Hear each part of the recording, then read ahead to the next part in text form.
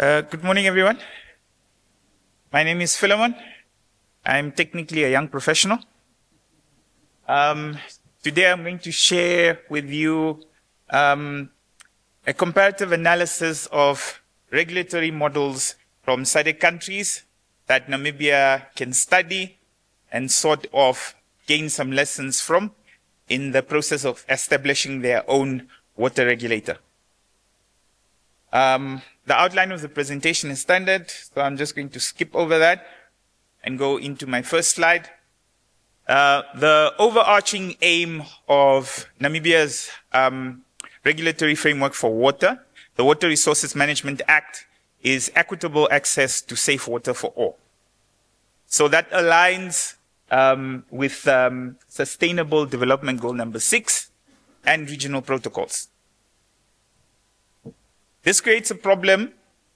Within the framework, you have provision for an independent body that is responsible for the economic regulation of water. The problem arises when that body is not yet established or it's not functioning. It creates a problem because it undermines efforts to ensure accountability, and equitable access and sustainable resource management. So there is a need to study the models from countries within SADC that have water regulators and use that as the benchmark for the establishment of Namibia's water regulator. The previous work that has been done centers on 4 themes: regulatory independence, tariff setting and equity, integrated water resource management, and legal and institutional capacity. So the consensus amongst the scholars is that the best practice is to establish independent regulatory bodies. So you need to establish space between your regulator and your policymaker. You create a problem when you create an institute that is both a regulator, it's a service provider, you have conflicts there.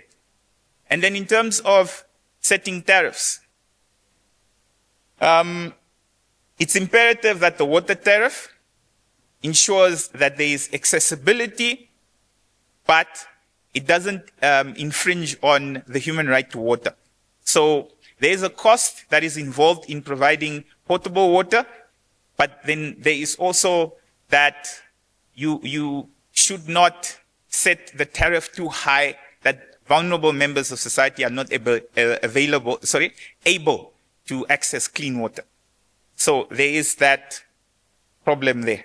Then in terms of integrated water resource management, I can give an example of Namibia. We have organizations called basin management committees.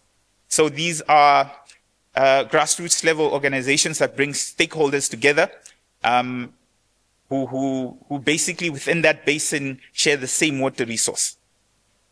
And then in terms of legal reform and institutional capacity, the consensus amongst the scholars is that the thing that hampers regulators the most is when they do not have the resources to do the job that they are supposed to do. Okay, when we do a legal analysis of the Water Resource Management Act and focus specifically on the water regulator of Namibia, we look at sections that are specific to the water regulator. So Section 11, Section 12, Section 19. Section 11 deals with legal intent and institutional design. So the water regulator is established by the Minister of Agriculture, Fisheries, Water and Land Reform, and their sole mandate is economic regulation economic regulation and standards for water providers. And then the delivery of water services is given to water service providers who are licensed by the regulator and who answer to the regulator. And then you have regulatory oversight, obviously, by the water regulator. So you have a separation of powers between the appointing authority, the regulator, and the service providers, instead of the regulator also being a service provider. And Section 12 outlines the core functions of the water regulator of Namibia, which is basically the determination of fees and charges for water supply, wastewater services, and effluent discharge. So all of these charges are or will be set in accordance with Section 19, which is the water pricing policy, which is currently under refining. I will address this in another slide. There are safeguards within the Water Resource Management Act. So service providers, once they are registered and they are licensed by the water regulator, they will have to submit proposals for tariffs and also operational targets. Stakeholder engagement through public hearings, and then the water regulator is mandated to publish all approved tariffs and approved proposals in the Government Gazette. In terms of enforcement and compliance, the licensed water service providers are not allowed to charge any levies or fees outside the approved tariff structure. The water regulator is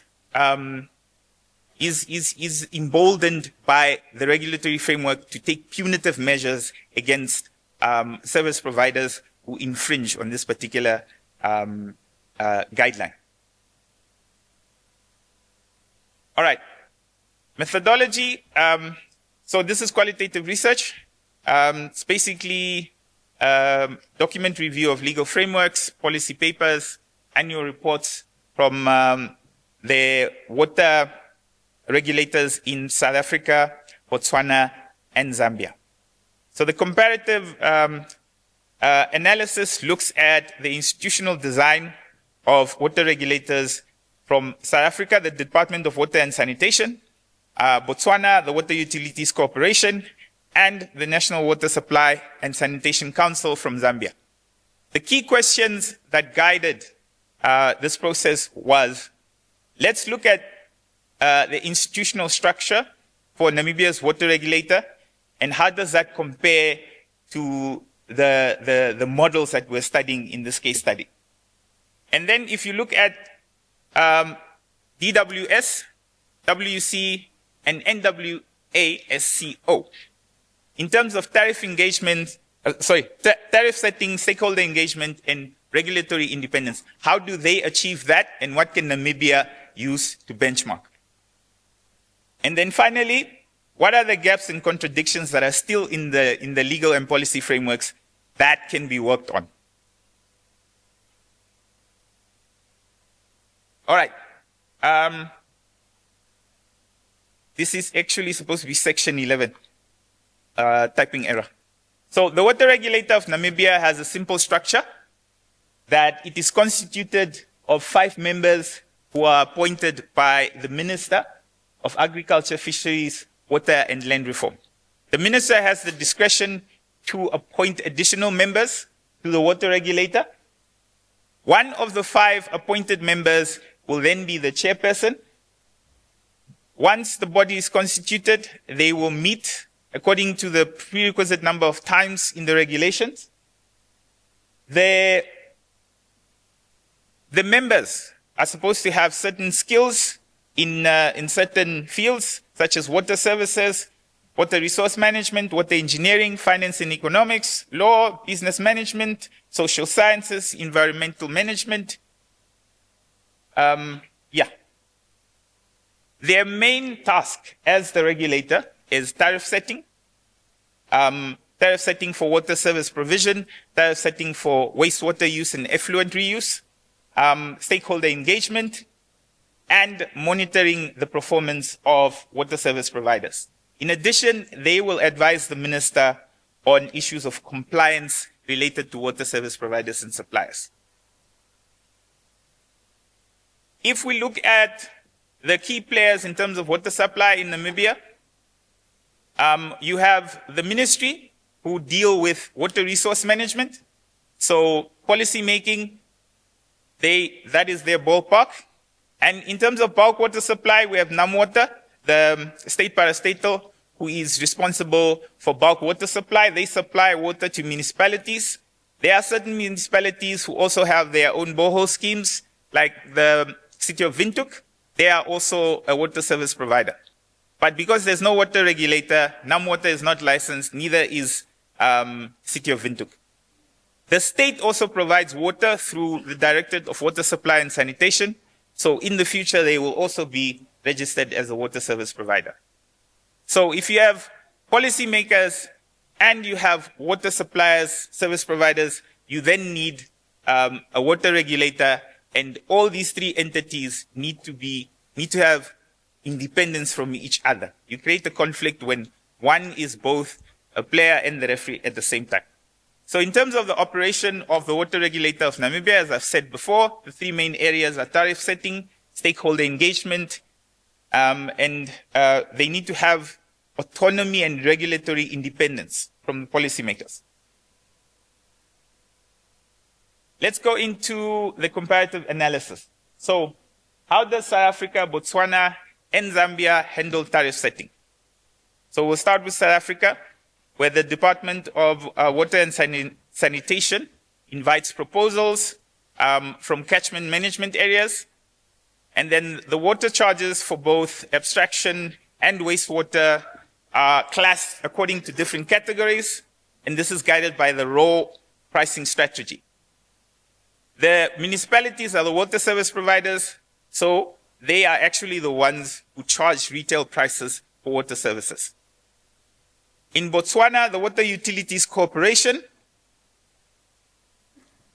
is in charge of bulk water supply and water service provision.